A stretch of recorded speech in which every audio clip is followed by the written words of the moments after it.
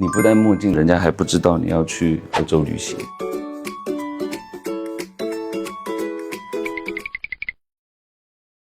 My name is Ming Dao.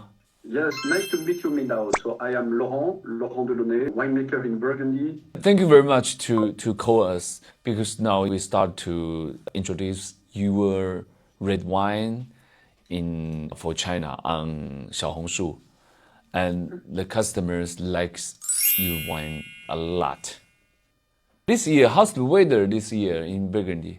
2025 vintage is very promising. This year. Picking the grapes, we started harvesting yesterday. We have a very special history, and we are a very special winery, very different. And in 8 years, we managed to come back. So you are the prince to revenge. Absolutely. It's a kind of revenge.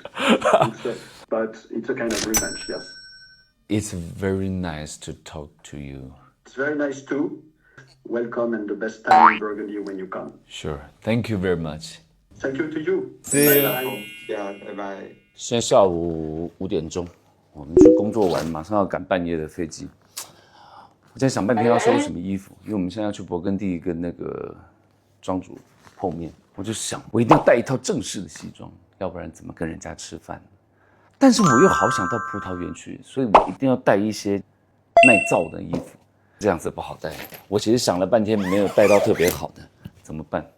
去那边再买吧。出去一定要戴墨镜，你不戴墨镜，人家还不知道你要去欧洲旅行，差很多，对不对？戴墨镜感觉好像去，明明是去河南，感觉像去法国。他如果没有戴墨镜，明明去法国，感觉好像去石家庄。